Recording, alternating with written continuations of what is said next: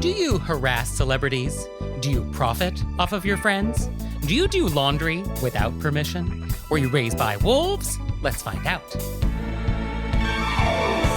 are things that can make it better when we have to live together. We can all use a little help. Some people don't ask themselves, were you raised by wolves? Hey everybody, it's Nick Leighton. And I'm Leah Bonnema. And let's just get right down to it with our AMUSE-BOUCHE. Oh, let's get in it. So for today's AMUSE-BOUCHE, I want to talk about pho. Do you know what I'm talking about? Did you say No, I said pho. the soup? Yes, the soup, the famous Vietnamese soup. I actually had it yesterday. Okay, well, wonderful. So for everybody out there who may not have had pho, it's often spelled P-H-O on a menu with like a little symbol on the O. And so for pronunciation, the correct pronunciation, or as close as I can get, is pho. And Vietnamese is a tonal language. And so it's a low falling and then rising tone, kind of like Mandarin's third tone. So it sounds like you're asking a question, pho. And if you have trouble remembering, I think about it as forget about it, like a very New York. I love that. So pho. And there's different variations on that, but I think if you pronounce it somewhere in that world, I think you're on the right track. And if you've never had it, it is indeed a soup, and it has noodles and herbs and spices and meat and other things. And it's very popular in Vietnam as a street food, and it's very commonly eaten for breakfast, which, you know, delightful way to start your day. And some people compare it to ramen, and I don't know about that. I mean, it's like noodles and meat in a soup, but like so is Campbell's chicken noodle soup. So I guess it's closer to ramen than it is like angel food cake, but you know, it does definitely feel like its own distinct thing. Oh, definitely. It has so many layers of flavors. Right? And so there's lots of different ways to do pho, but I think it's all about customization. It's all about making the soup the way you want it. And so this is how I do it. I would love to hear from any enthusiasts out there about how they do it and if there's any ways for me to step up my game. And so when you get it, a big bowl of soup is going to arrive, and it's going to be very hot. And the first thing you want to do is just smell the soup, and then you want to taste the soup, because the whole name of the game is the broth. Like the broth is the thing that these places really specialize in. And it's simmering for 6 hours, 10 hours, 24 hours. Like they really care about the broth. And there's also going to be a plate that's going to come on the side that's going to have like some accoutrement, like bean sprouts and Thai basil, chili peppers, cilantro, mint leaves, lime wedges. And then there's also going to be like hoisin and sriracha on the table. So you have your bowl of soup, and now it's time to start customizing. So Leah, how do you customize your pho? I think I usually put the leaves in the mint leaves first. Okay, you're going to rip out some mint leaves and like sprinkle them over the soup. And the place where I get it here, they have actually slices of jalapeno. Okay, yeah. And I drop that in. And then I put in my sprouts. Your bean sprouts, okay. To sort of mush. And then I put in hot sauce. Mm-hmm. And then I do lime last. Okay. Yeah, I think the general rule, if there is a rule, is that you should respect the broth, but then do whatever you want. So I think that's the spirit of pho. And so once you've added everything you want to add, then you just basically stir it kind of up with your chopsticks, and then you can eat it. So here are some pro tips for advanced pho eating. You can customize it throughout your entire meal. So just because you added something at the beginning doesn't mean like now you can't add anything else. You can continue to customize as you go along. So let's say you like crunchy bean sprouts. So you can add like a little at the beginning, and then you can add like more at the end to make sure it's like crunchy the whole time.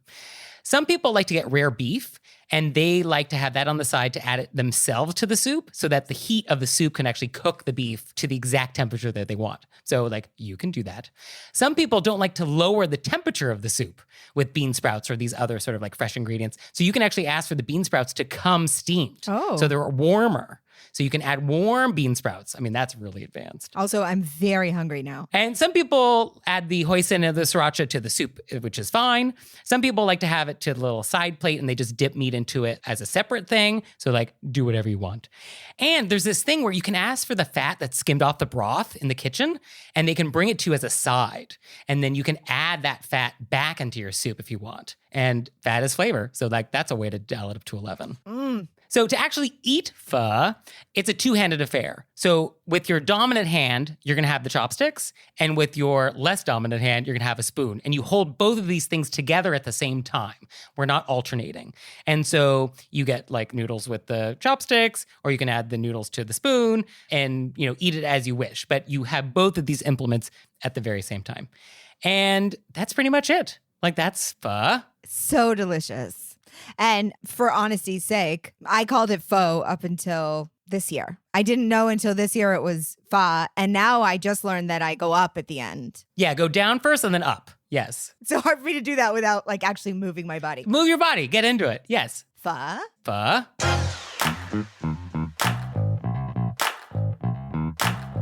And we're back, and now it's time to go deep. This is a funny one, I think.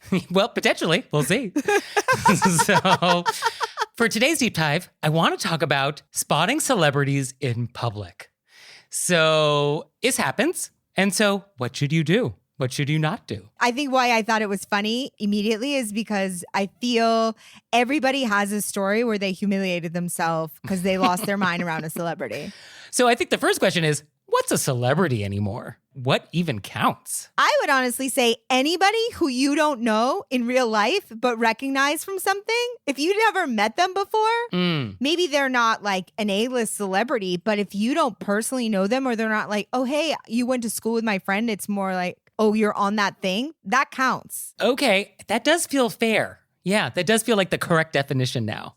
And it does feel like the rules are the same regardless of the level of celebrity we're dealing with. Yeah, I think the rules should be the same for interrupting anybody during their regular life to ask for something. Right? And have you ever been starstruck? I have, yeah, and it's one of my most embarrassing stories. Can we hear a snippet? I don't know, is it going to be... I'll just say it. Okay, this is a safe space. Is it? Eh. I also need to paint the picture because... Please, the scene, take us there. I had just had LASIK surgery. Okay. So I had blue blockers on. Okay. I was home in Maine and I had borrowed my mother's denim jumper. Okay. Blue blockers, denim jumper. The big grocery store is in another town. So I was with my ex-boyfriend in another town going to the big grocery store. Mm-hmm. Willem Dafoe. Oh. Willem had, I believe he sold it, probably my fault, a ice fishing shack near my family in Maine. I come around the corner. I see Willem Dafoe in the liquor aisle. I lose my mind immediately. And my boyfriend at the time was like, you love him? He's been a lot of your favorite roles. Like, just go up to him. I would never have. Okay, you were egged on. I was egged on. Okay. And so I walked up to him and I wanted to say something about his performances or just how inspired I was.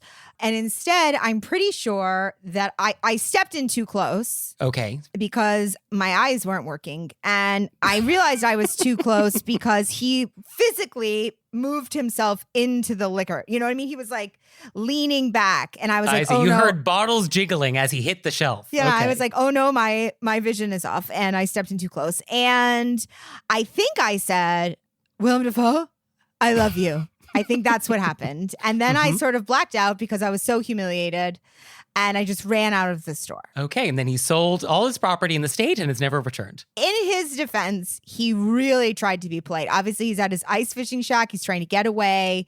This late teenage girl shows up in blue blockers and a denim outfit and is like, I love you. I'm still mortified. I can't watch any movies with him in it now because I just want to apologize. I'm embarrassed for you. Isn't it embarrassing? Yes. So what have we learned? I mean, I wouldn't even have never then. I was egged on. I see. Okay. Yeah, I mean, I think for me, I have not, I think, had any starstruck moments just because I'm sort of unflappable when it comes to celebrity encounters. Like, I've interviewed a lot of celebrities just like professionally, like big celebrities, like, and then also like not big celebrities. And I think my attitude is like, they're all actually just sort of people like us, you know. I think on some level, like they're all just living their lives. And also, I don't want to give them the satisfaction of being starstruck. It's like, you're not cooler than me. So I think that's also part of it for me. But I think that's actually a big New York thing. Like, we ignore celebrities because part of it is just sort of like, we're also living our lives. But also, I don't think we want to give them the satisfaction of recognizing them. Oh, I think also we want to leave people alone here. It's a part of our core New Yorkerness where we're leaving, you know? That's true. Yeah, we do like to respect other people's sort of privacy. Yeah. Hypothetically. Yeah. That's true. So I think in general, if you do see a celebrity, leaving them alone. It's sort of like a wild animal in the wilderness. Like, don't touch them, just let them be. But I guess if you wanted to say something, like if you had to like express your love of this celebrity, like, is there a nice way to do that? Is there a polite way we can do this? I think if the celebrity is not in the middle of doing something, like if they're not ordering dinner with their family or they're on a phone call, in which case I think, let them have their space. But if you wanted to just like drop a compliment, hey, I loved you, you know, and not expect anything. Yeah, don't expect that this is going to be like a relationship. It's just say, I love you and that thing. Thank you. And then that's it. I mean, who doesn't like a compliment, you know? Yeah, if it's an appropriate compliment. Yeah, for sure. I'm assuming if it's our listeners, it's going to be an appropriate compliment.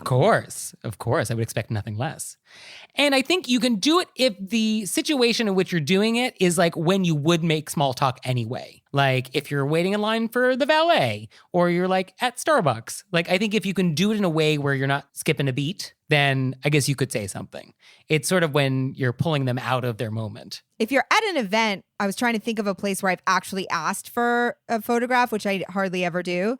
But I was at an event and I was at the next table, and then it was sort of like people walking around meeting each other, taking photos. It was for the Ms. magazine. It was the Gloria Awards, and Gloria Steinem was sitting at the next table, and she was taking photos with people. And I was like, you know, I said something nice, and then I asked for a photo, and I felt like that was okay when people were walking around talking, taking photos. Yeah, that's sort of what was happening. I think what you don't want to do is take a photo without permission. Oh, yeah, no. So let's not do that. And I don't think we want to follow them either. I also think when people are with their families, I've also been with people who are very famous, and people will get mad at them.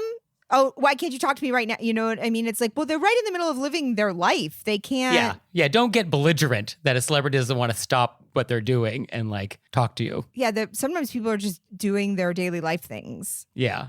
Has anybody ever asked you for your autograph? I have gotten people ask for my autograph after shows, which warms me to the core. And one time I was actually at 74th and Broadway. I was crossing the street, and a man was crossing this way, and he recognized me from something, and he just shouted it out. Okay. And it was a compliment. You're like, oh, am I being catcalled? No, it was clearly it was like, he knew my name. Like he recognized my comedy and didn't even want to stop to talk. Just wanted to like give me a compliment about my work. And I mean, it kept me going for weeks. I was delighted. Okay. Because it was just a compliment. Yeah. No, it was just like a nice thing to be said. Yes. Now, I think one thing just to always remember is if you're going to do it, make sure that you know who the person actually is.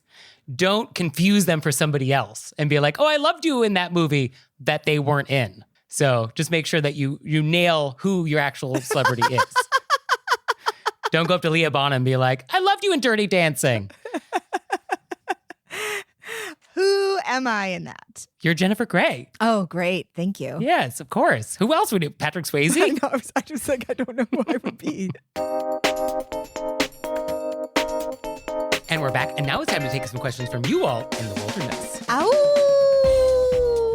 So our first question, quote, I am in college, and whenever my friend group goes out for dinner or has some other expense to which we've all contributed, one person usually puts it on their card, and everybody else Venmos their portion to the person who paid. One friend has parents who generously provide her with a credit card under their name, and she often insists on paying the bill with that card, which takes money from her parents' account and asks us to Venmo our money to her own personal account. This is not limited only to dinners. She organizes group Amazon orders and buys snacks on trips to the store. When everything is added up, I am assuming she is pocketing thousands. I have no problem whatsoever paying for myself, but it is frustrating to know that she's collecting a 4-figure check from her friends while we work more traditional jobs.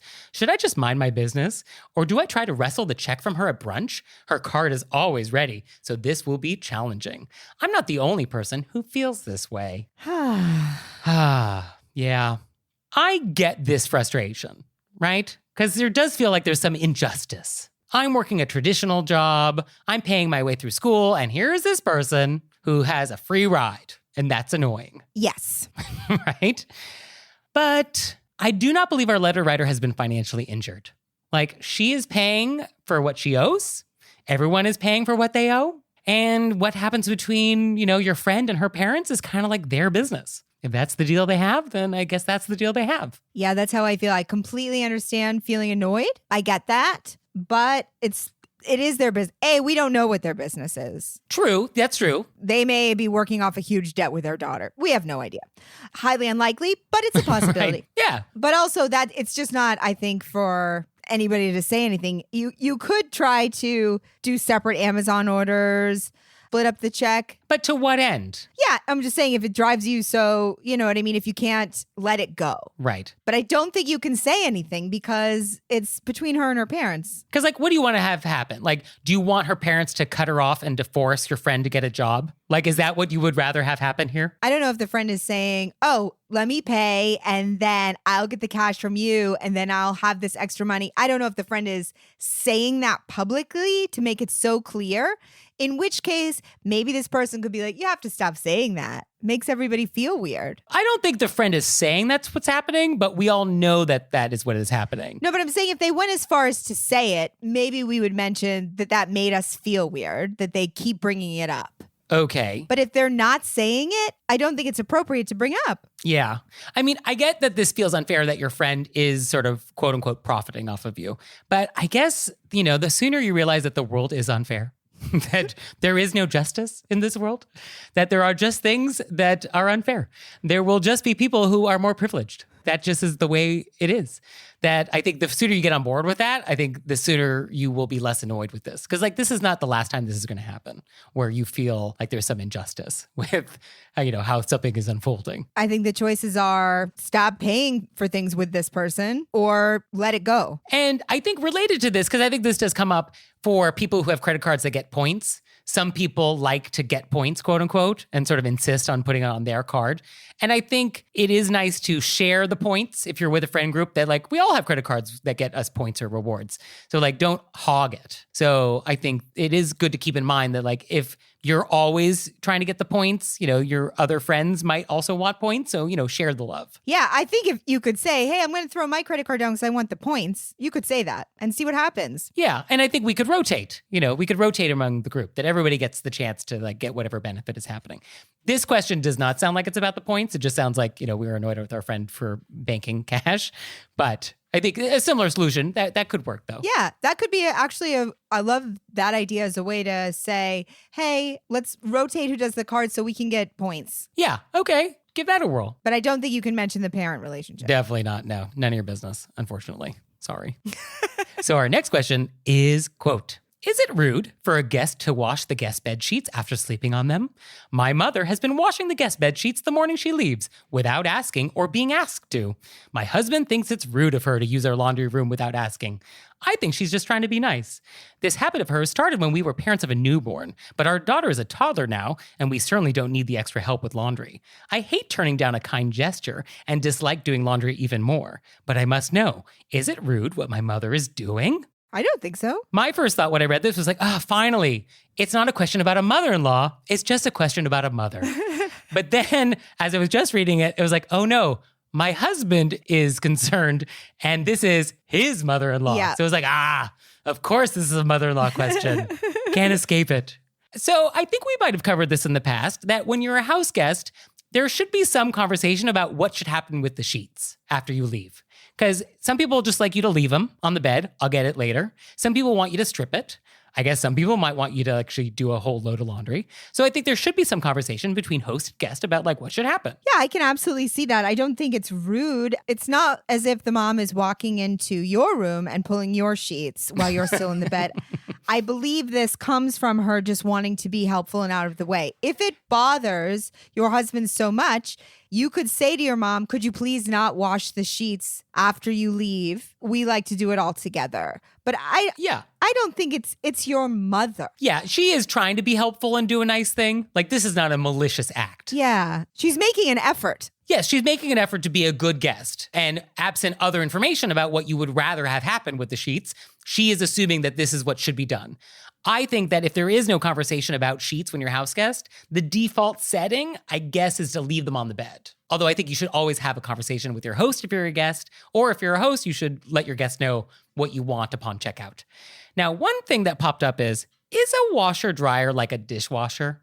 Like, is using someone's washer and dryer like a more intimate appliance? Like, would we have an issue if, like, mom loaded the dishwasher? No, right? Well, it'd be if mom ran the dishwasher. Oh, you think if mom ran the dishwasher, we would also have an issue of unauthorized dishwashing? I feel like this person would. Okay. I don't know. Maybe I'm wrong. When I stay at people's houses, I always ask, may I run your dishwasher? I was going to do the dishes. May I run your dishwasher? Should I do laundry?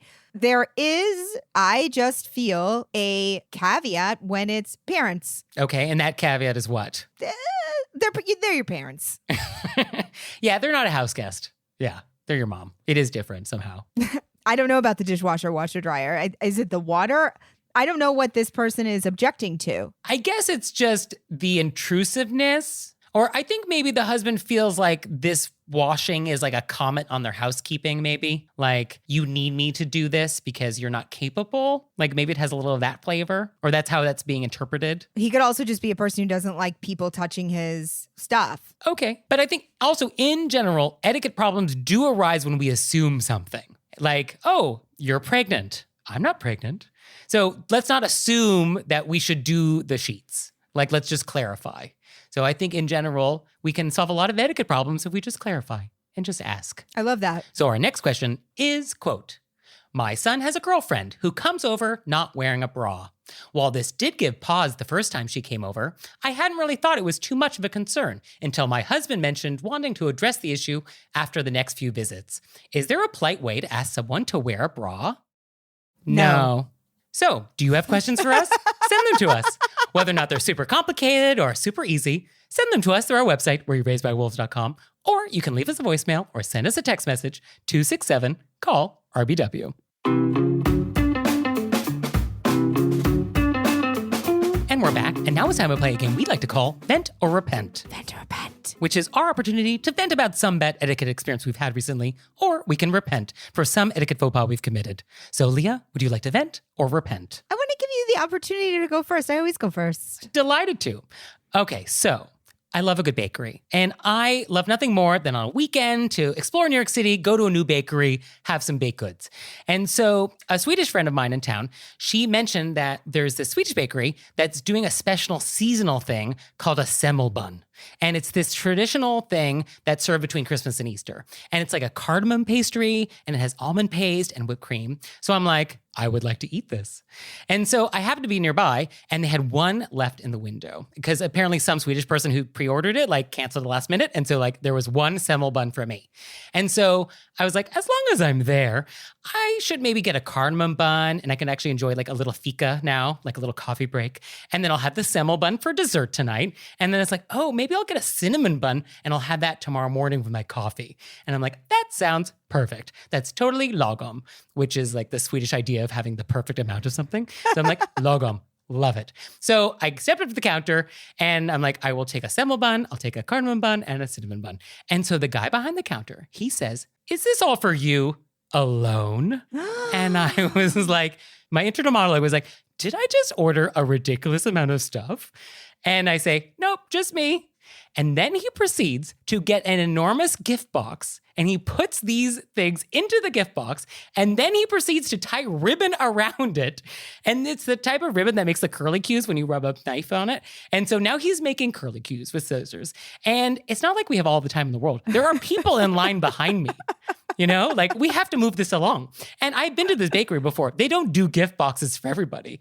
So was he trying to emphasize how sad it was that I was eating all these pastries like alone? Or was he doing it because he was like, oh, don't be sad. Pretend it was a gift from someone else. So I am not entirely sure what etiquette crime was committed, but I know an etiquette crime was committed.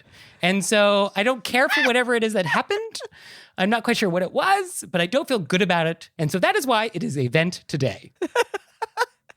I feel like there's two parts. Is this all for you alone? Right.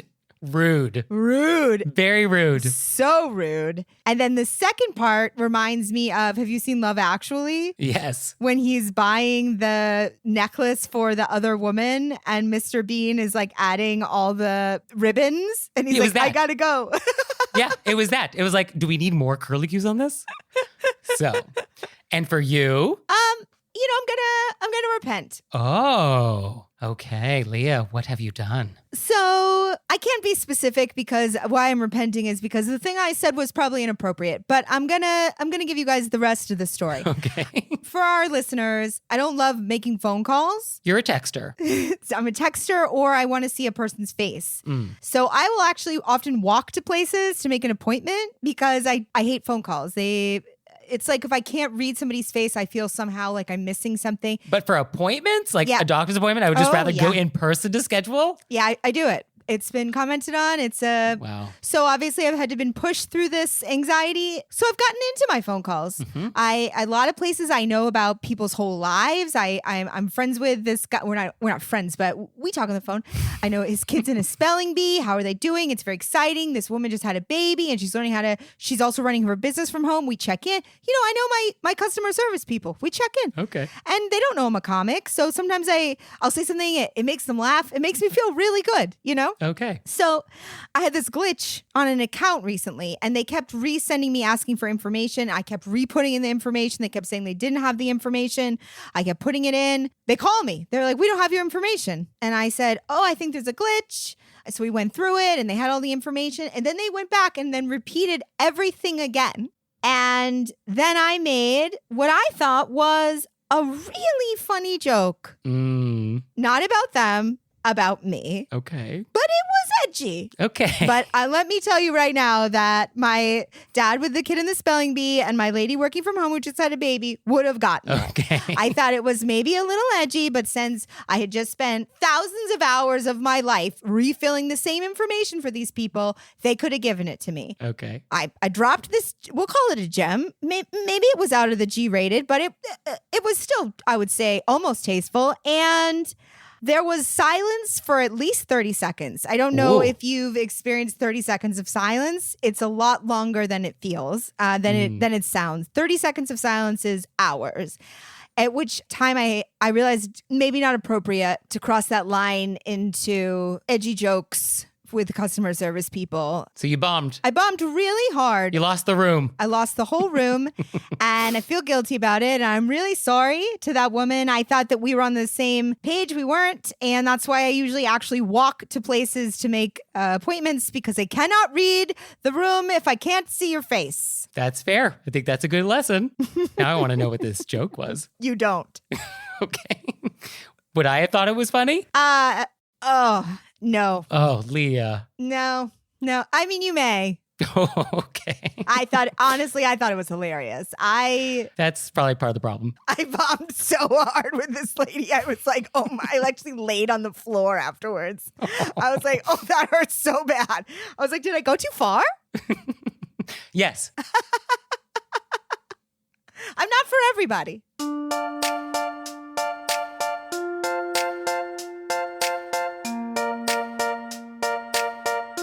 So, Leah, what have we learned? I love how my knowledge of this soup that I love so much has grown over this year. I learned first, previous to the podcast, that it was pho, not faux. And now I learned that it's pho.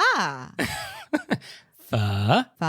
We'll work on that. Pho. And I learned that Willem Dafoe no longer goes to Maine because of you. I know. I'm so sorry. I'm so sorry, Willem.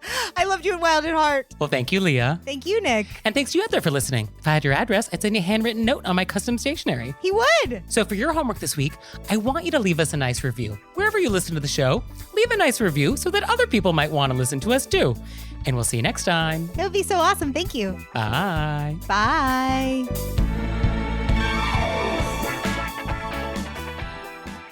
All right, Leah, it's time for Cordials of Kindness, the part of the show that you make us do, but I only give you 30 seconds to do it.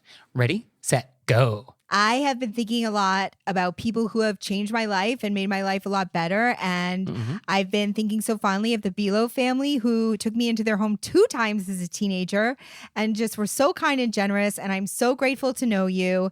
And I love having you in my life. Thank you. Oh, that's very nice. And for me, we got a nice Cordials of Kindness from our website, cordialsofkindness.com, which, as a reminder, you can participate in. And it's, quote, "Thank you for making folding my laundry tolerable/enjoyable. It is a truly horrible chore for me, but I throw on an episode and voila, folding done." So fun and nice. Isn't that nice? So you're welcome.